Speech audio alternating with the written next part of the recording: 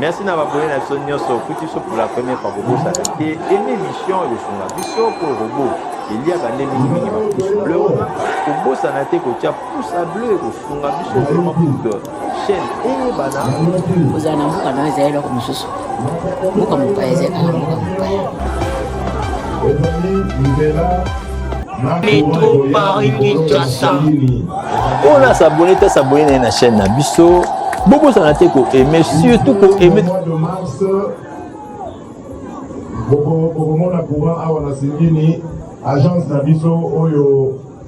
Même pour investissement là, il faut maïfiser courant. Nous en avons beaucoup. Je t'ai dit ça tout à l'heure, à travers toute la République. Donc on peut faire des barrages partout.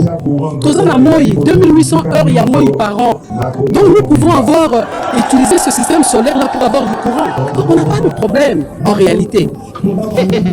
Biso, tu comme tu peux te dire bamboka bani, mais biso sous pas vivre zaïwa, mais pas congolais pas bénéficiaire. Donc, et moi là ça est tout comme n'attend mon toi, tout un virage et qui va te venir va décider vraiment toucher. Donc, il faut qu'on comprenne que le fleuve est un moyen de creuser un boulevard. Comment ça se fait qu'on n'a pas de bateau? N'attend toujours à la belle journée, on attend les bateaux qui est là, maman, ils sont qui est à Zozongaramoka. Le fleuve est un boulevard. Vous comprenez? Donc, qu'est-ce que il faut pas donner des nouvelles et bonnes personnes. Ceux qui étaient bamba, ceux qui étaient de bamba, sur le canal. Moyen à $100. La police m'a payé Nicolas de Dosa pour l'aéroport jusqu'à la fin m'a payé Nicolas. Dès qu'on a moins à $100, ça peut quitter $21 000. Et c'est mon gars dans la galère. Donc,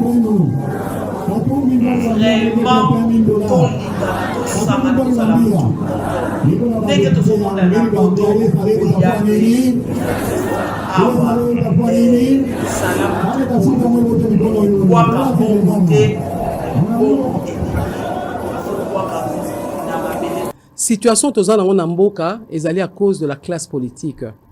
Alors, kota le la bango malembe, kota la classe politique na biso komona keza espace moko bato courageux, bato moko balingi ba aventure, hein. L'aventure aussi za mabete. Mais ce sont des gens audacieux, au bazo kene na kati espace moko à responsabilité, mais bazo kene kota na kati pona ba intérêt na bango moko. Donc il faut supprimer ces ambassades là. Il faut rappeler ces gens là. Parce que beaucoup de gens, naïf c'est que l'homme congolais mutaza na centre na biso. Le problème du Congo c'est la politique. Tout a été politisé, tout.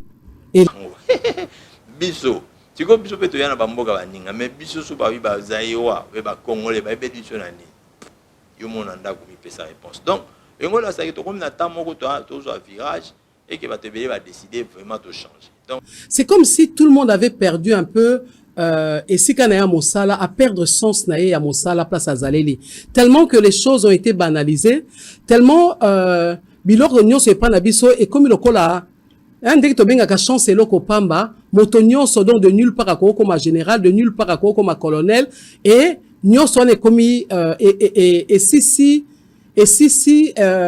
secteur nyonso valeur nango armée il faut tozongi ça na kati ya valeur à travers ba école wana minene oto yebi o ezalaka ya kala to créer école wana mboka mopaya zeka mboka mopaya. Bonjour, bonsoir, c'est là dépend l'heure à laquelle vous nous captez chez vous. Nous sommes la chaîne Métro Paris Kinshasa. Métro Paris Kinshasa, voici aujourd'hui encore dans votre émission Kobo. Émission ici est Yokani et c'est qui est Katibi Balepe Bangomba to Kumisi Nzambe Pambate Bozali Mingi. Petozo comme abonné et belé pour na Kolanda. Émission na bisoto Pesibino Matondo. Peto se peli na confiance bozo continuer ko pesa biso. Toza bande kolabelo ba congolais awa watoloba mingi likambo ya kolamusa moto moyindo to bengi kobo la kisimpe motonasika nde une nouvelle et bonne personne. Nous pensons que ce qui lelo congolais surtout bisika zali a décidé, c'est parce que zali kamba décision a décidé qu'il faut comme une nouvelle et bonne personne pour son pays, pour ses semblables, pour ses compatriotes na banzinde to tongamboka.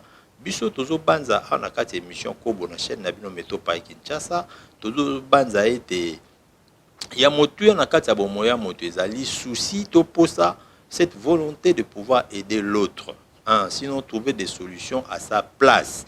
Et le maman Marie-Josée Ifoku, mon candidate, il y a élection, il y a présidentielle, il y a néo, il y a mvula, maman a lobby était malamu to comme na maman moko yo za politique aux politiciens au s'oublier omi bosana pour le besoin des autres.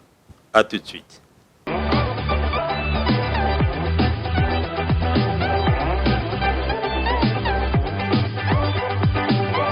Bande combo telisusu yambi yambi matondo nande bodo continuer ko partager ko aimer surtout ko commenter l'émission na bobo sanate que nous sommes dans un monde virtuel, nous sommes dans un monde on va dire un peu irréel quand on parle de numérique, quand on parle d'internet, quand on parle de réseaux sociaux. Et pour ce faire, les lots ba lobela IA lokola intelligence artificielle veut dire ba robot nde mutezo tambusa musala tozo sala ngai na bino pour bino botala ngai pour ngai pena na diffusé boye les lots, vous savez, le monde est devenu un petit village, tout est banalisé.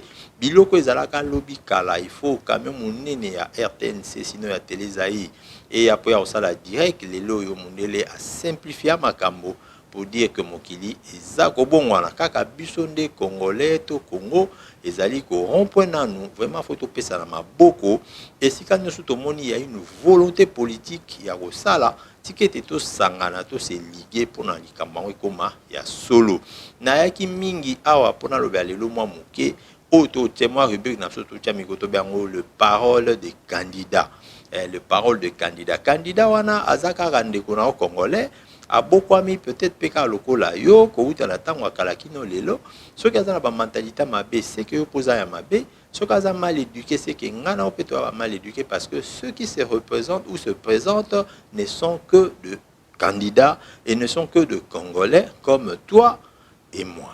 Donc ngola ça que d'une manière ou d'une autre moto akoma lobi président akoma lobi commissaire de zone ou encore bourgmestre to député azo uta kaka na kati ya crème wana kati kaka ya foule wana na kati kaka ya biso ba e oto mibengaka ba congolais ou encore le peuple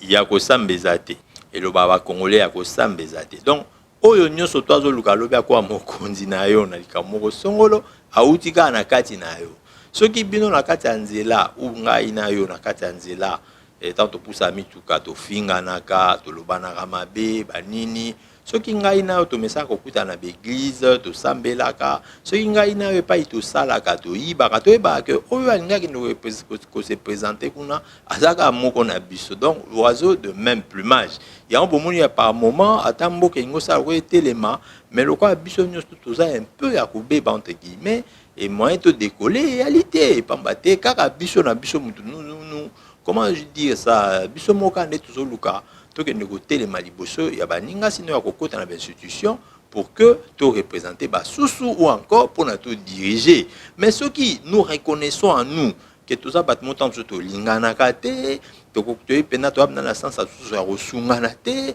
to tia na ka bâton dans le roue donc to kamoate ce qui lobby de komoko ya biso akoy mokonzi quel que soit pas ya kozalata kebima bourgmestre mais ce le bien rendre biso la pareilité de to comprendre que ça ka biso na biso alors ce que tali diagnostic wana nyoso zo senga ke fungai na yo to décider to koma bato na sika na ba o bazalo kondoluka ba koma ba konzi na ba o batikali sima pour voter ba koma ba konzi il faut que biso nyoso tout d'une manière to décider ko changer peut devenir ba o ba bengi de nouvelles et bonnes personnes donc bato na sika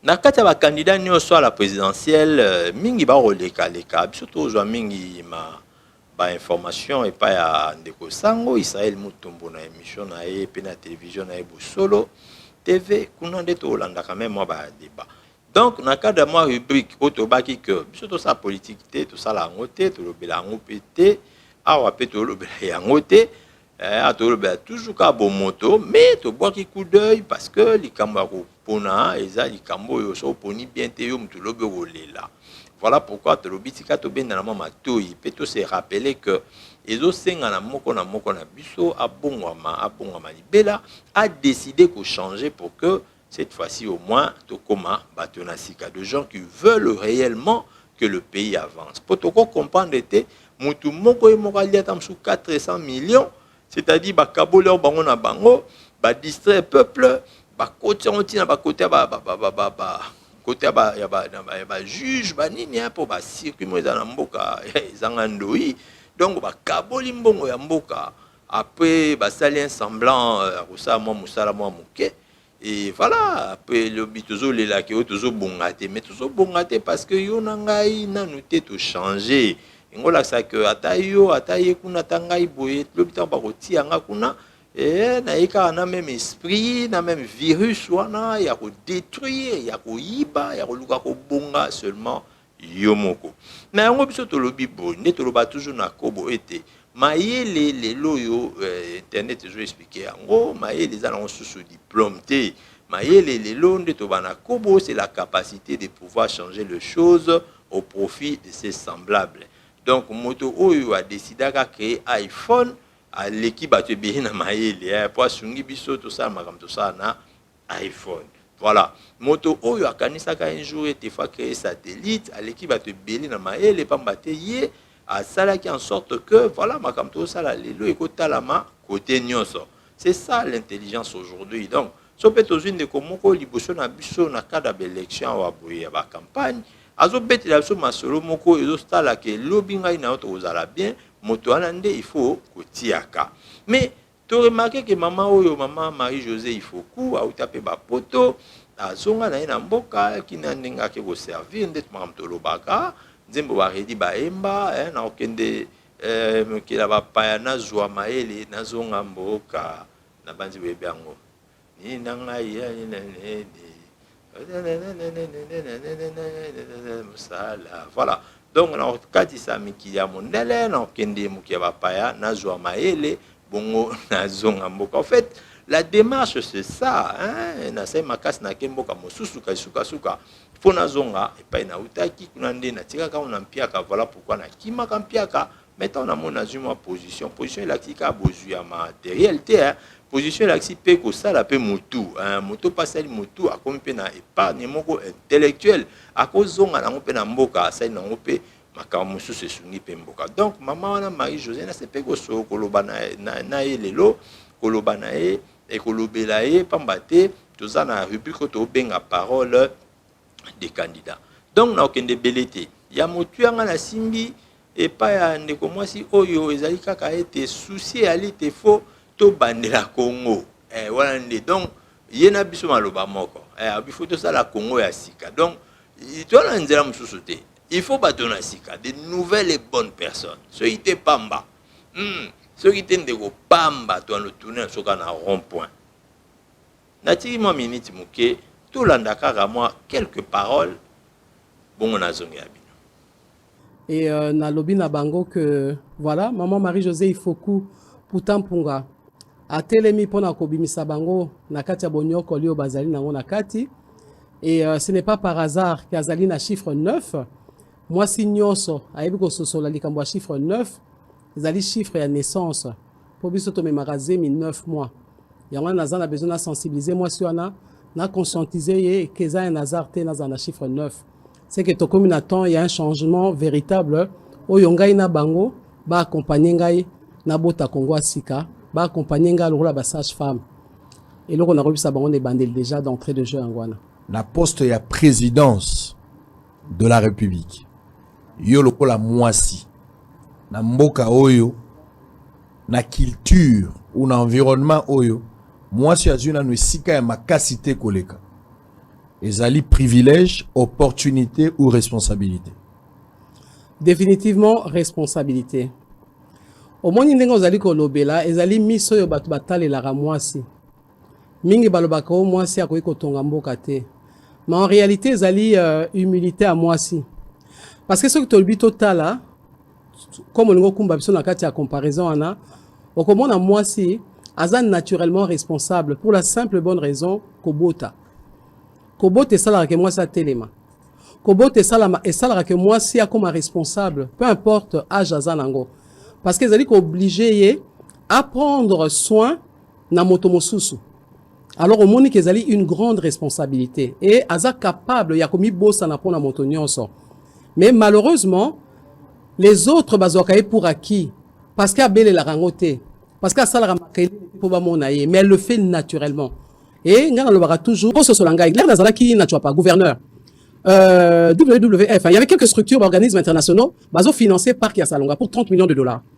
Alors bah comme on a hier on a nazo kamba province pour nous expliquer que il faut na te ya ba population batika ko ba makaku ba nyama so baza protéger ba pangolin plusieurs animaux là qui sont protégés. Il faut na lukana conscientiser bango avec les députés provinciaux batika ko ba nyama na ngana répondre ki bango na boité que il faut te protéger ba nyama na nyonso mais toujours protéger pour nani pour la batut mais oyanga bato bazo kufanzala oyanga bato bazo banenga ko lamba te faut ba bakatanzete pour ba lamba. Alors bino boye na mbongo 30 millions pour la protéger ba nyama pour la protéger banzete oyanga bato bakufa.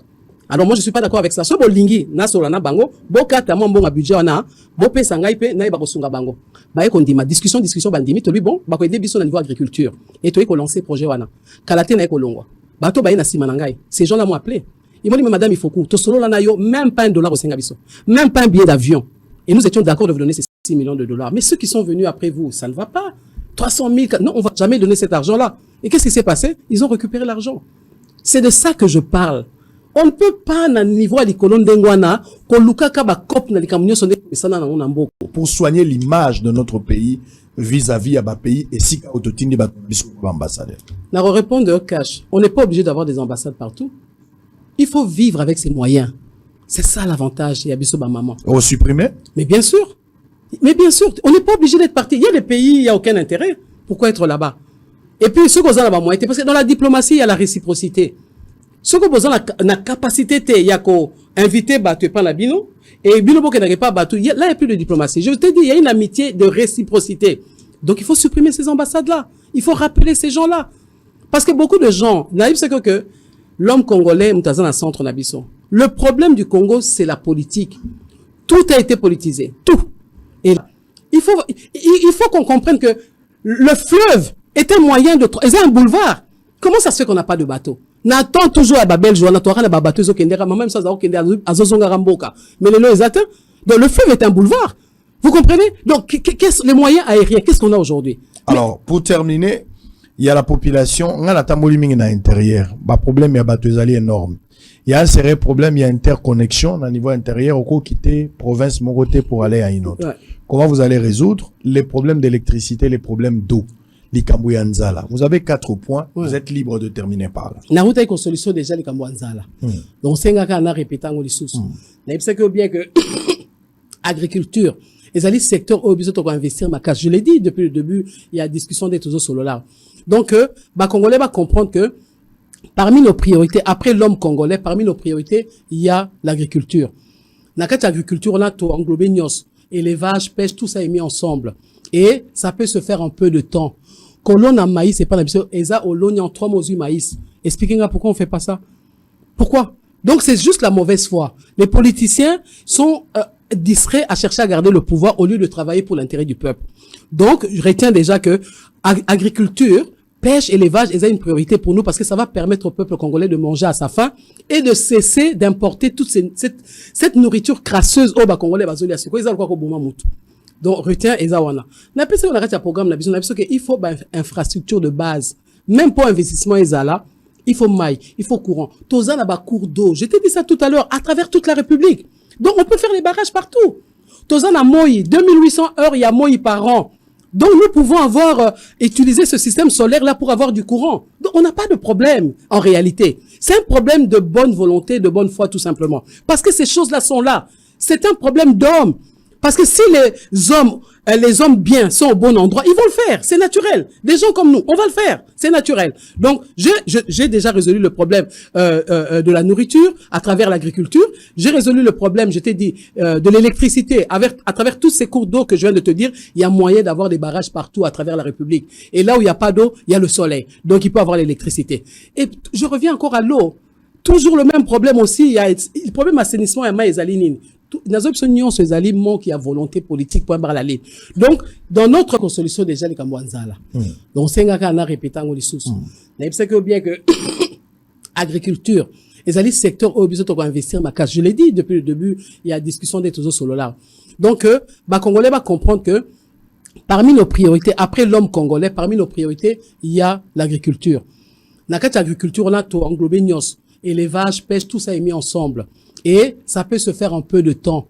Colon a maïs, c'est pas la mission. Eza olon en 3 mois maïs. Expliquez-moi pourquoi on fait pas ça. Pourquoi? Donc c'est juste la mauvaise foi. Les politiciens sont distraits à chercher à garder le pouvoir au lieu de travailler pour l'intérêt du peuple.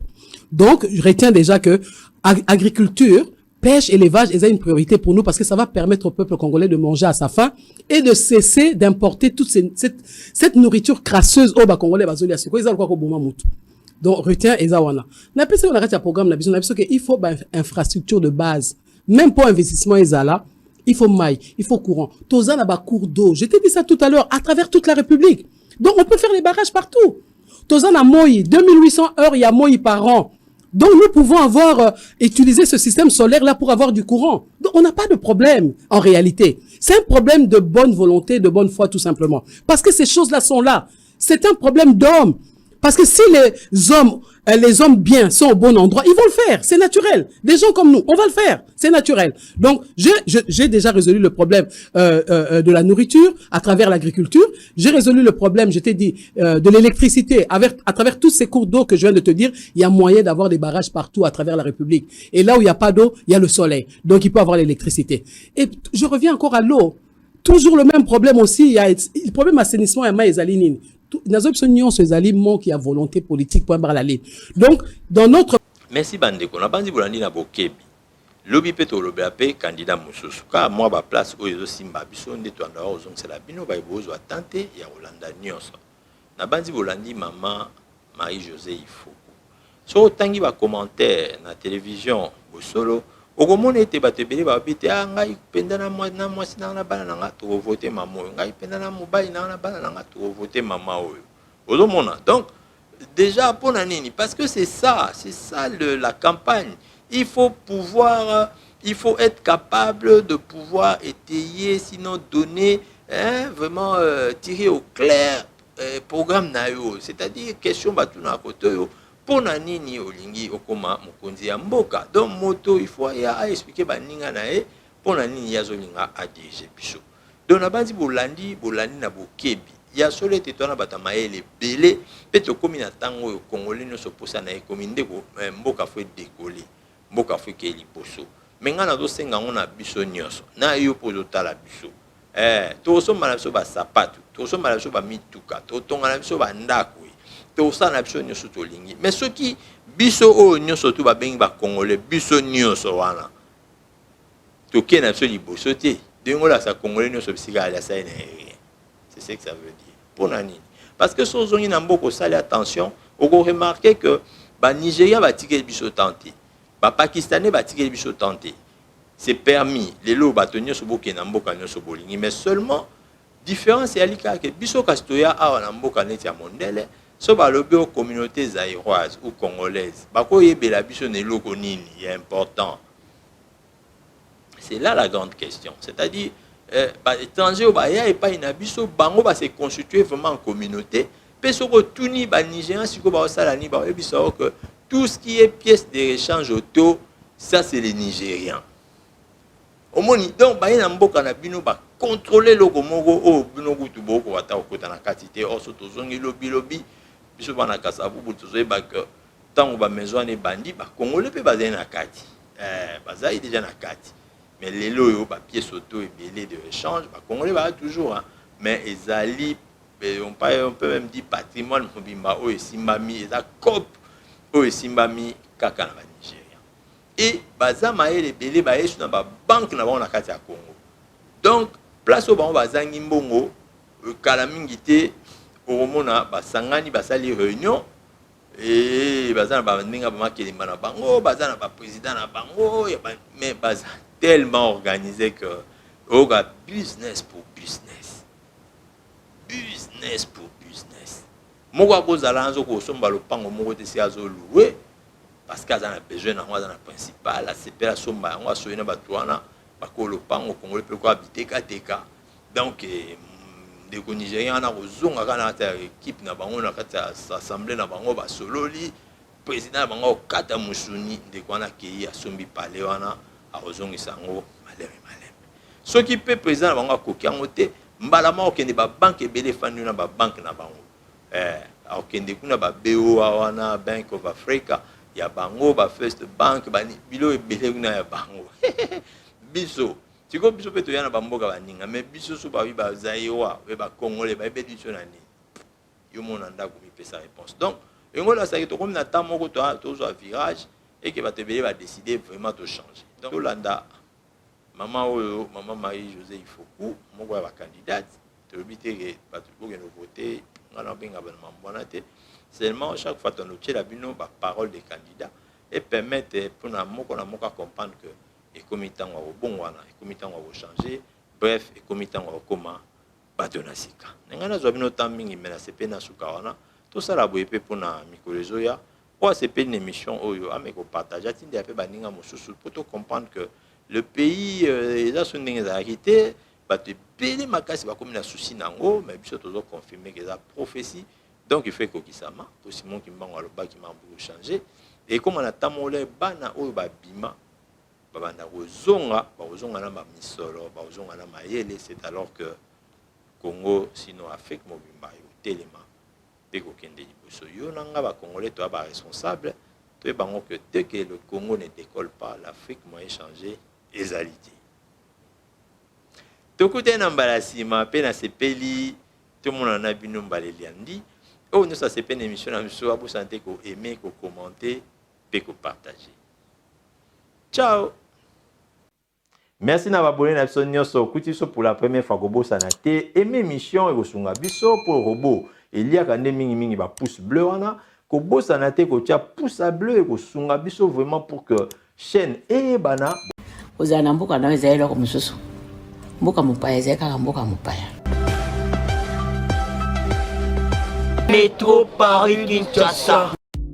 On a s'abonner na chaîne na biso bobo sanate ko aimer surtout ko aimer